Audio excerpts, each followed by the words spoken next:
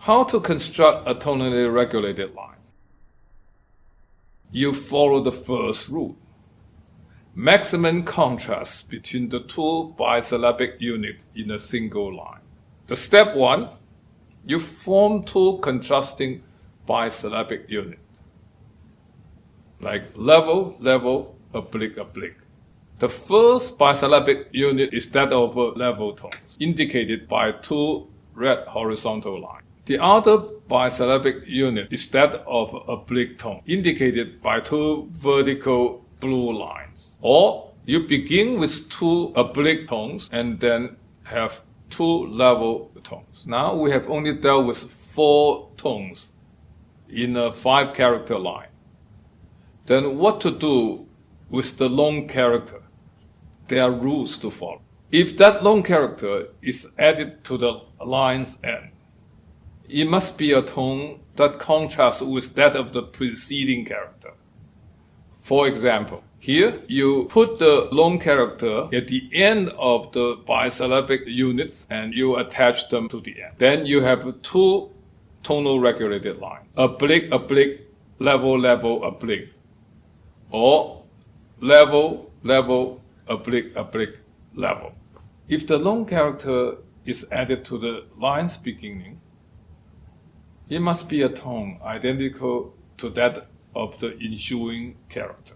So for example here, if we add the 2 long characters or the 2 long tones to the beginning of the 2 bisyllabic units, then they must be identical to the beginning tones of these 2 lines.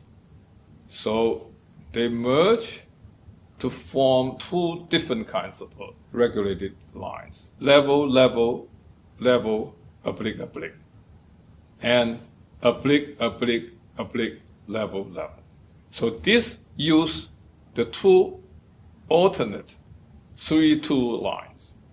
Next, we can learn how to construct a tonal regulated couplet. Altogether, we have already learned how to construct 4 regulated lines, as shown here. Then how can we make couplets out of these 4 regulated lines?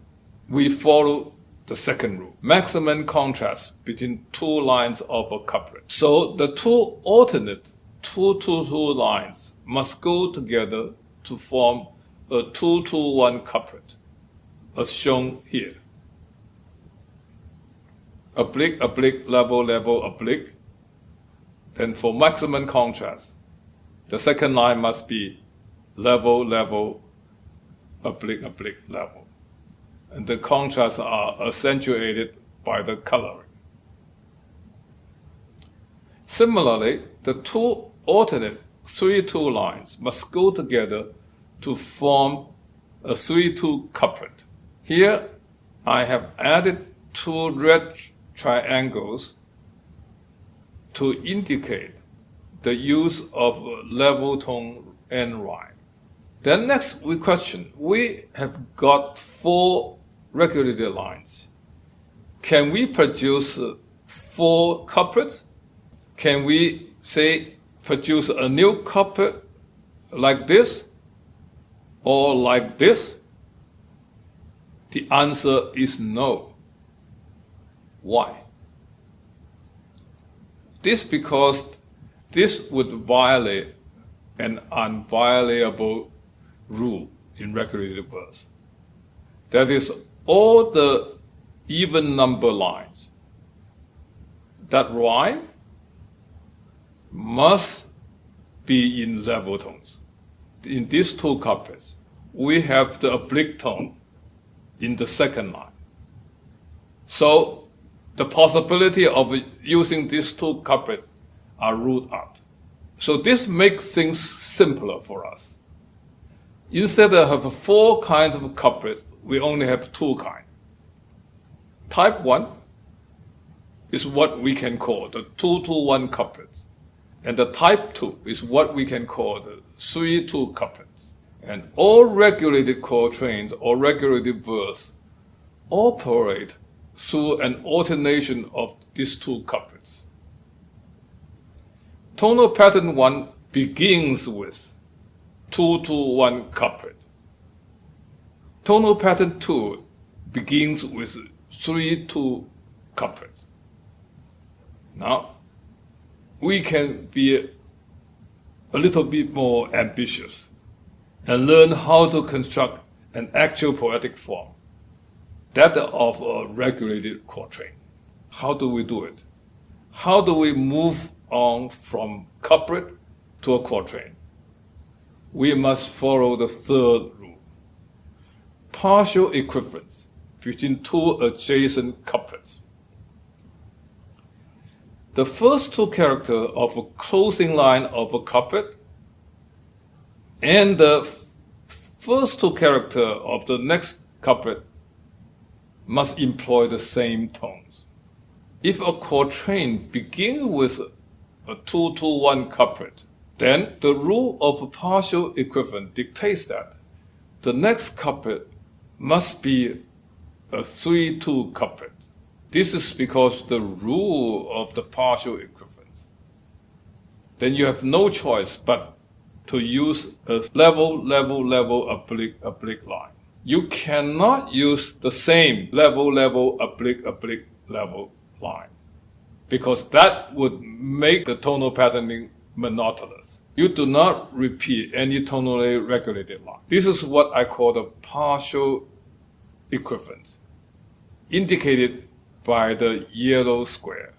This partial equivalence locks up the two adjacent couplets, and for that reason, it is called nian in Chinese, meaning make two parts cohere. The two interlocked couplets form the regulated quatrain tonal pattern 1.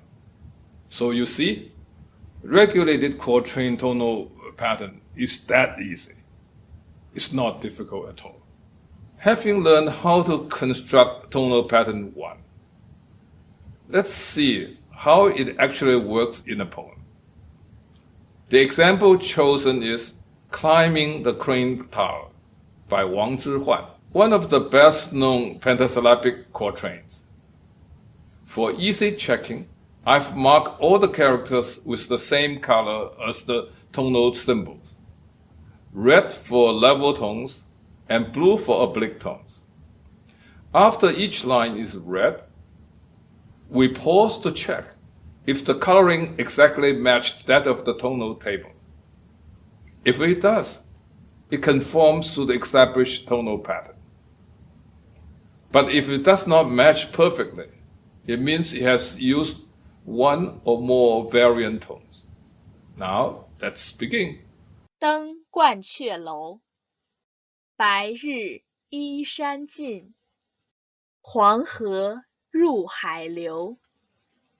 欲穷千里目。 Here, you see the color. Instead of the established pattern on the left, level, we have a variation. The variation, the first tone is a variant tone, and it is also an entering tone. In Cantonese and Middle Chinese, it's pronounced as yok. So we mark a variant tone with the yellow highlight. 更上一层楼。 This poem matches the tonal pattern almost perfectly, with the exception of only one variant tone. If a quatrain begins with 3-2 couplet, the rule of partial equivalence dictates that the next couplet must be a 2-1 couplet. And here I indicated the partial equivalent with a yellow square. And the partial equivalent is called nian in Chinese. And this partial equivalence locks up the two adjacent couplets. These two interlocked couplets form the regulated quatrain tonal pattern 2.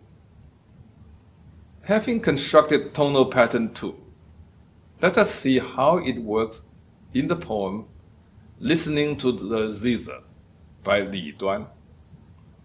Again, after each line is read, we pause to check if its coloring exactly matched that of the tonal table. 明争金素柱， Perfect match. 素手玉房前， Again, perfect match. 欲得周郎顾， Is this line a perfect match? Yes, it is. But we should pay attention to the pronunciation of the first character. In Mandarin, it is the fourth tone belongs to the oblique category. It fits the pattern.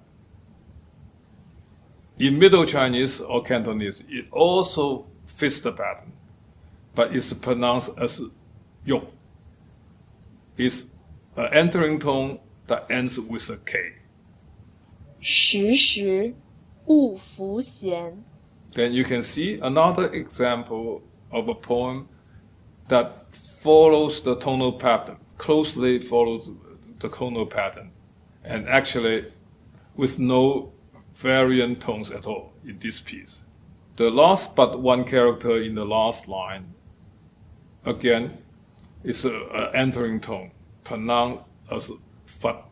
Now, I think we can afford to be even a little bit more ambitious and learn the two variant tonal patterns.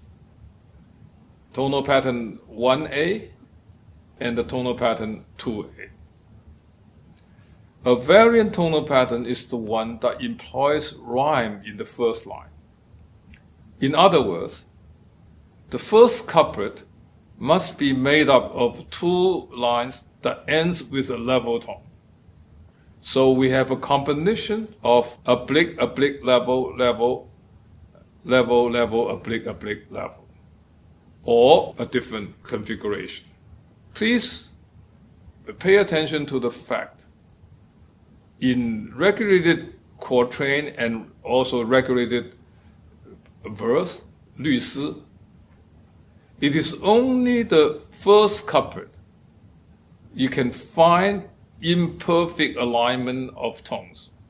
So, in other words, in the first couplet of the two variant types, the first two lines do not follow the second rule, the maximum contrast within a couplet.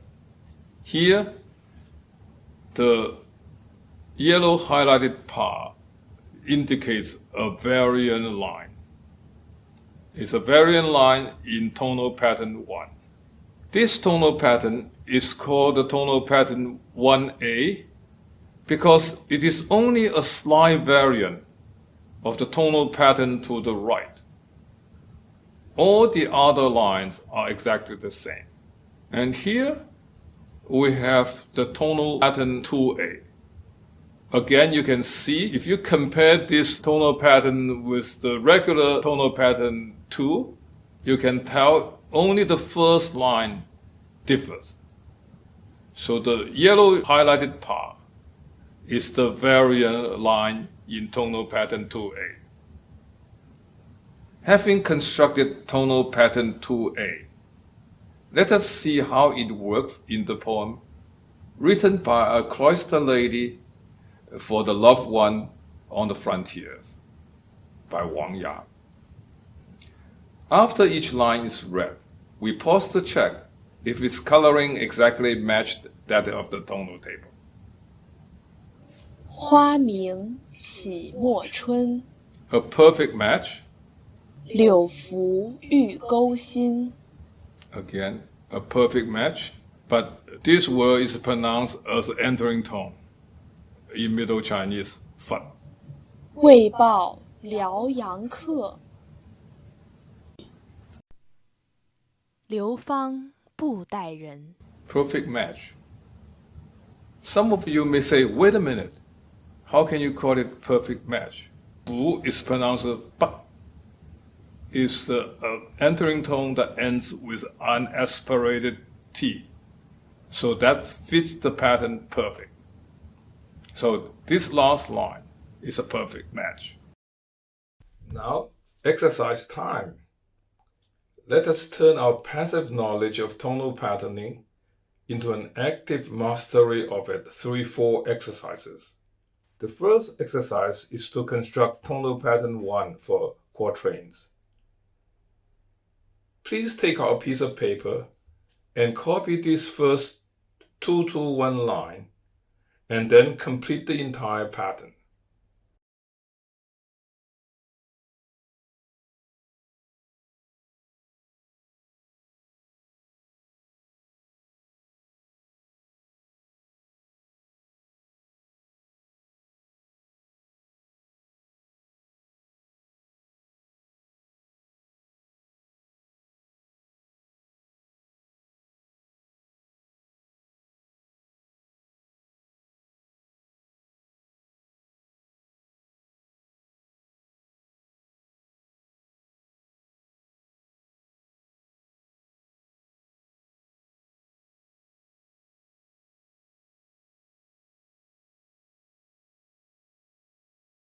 Bravo! You have now conquered tonal pattern 1.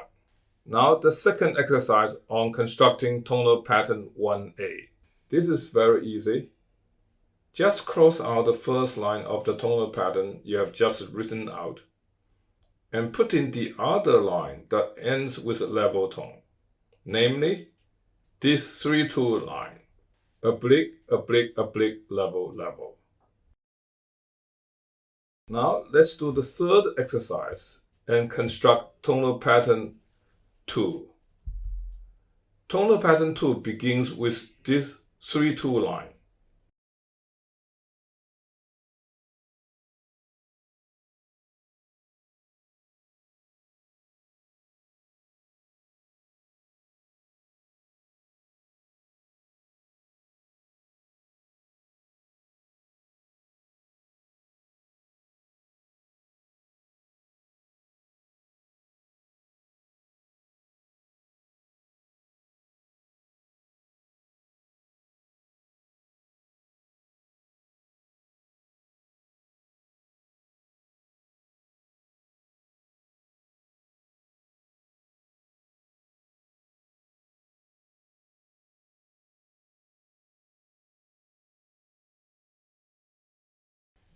Marvelous!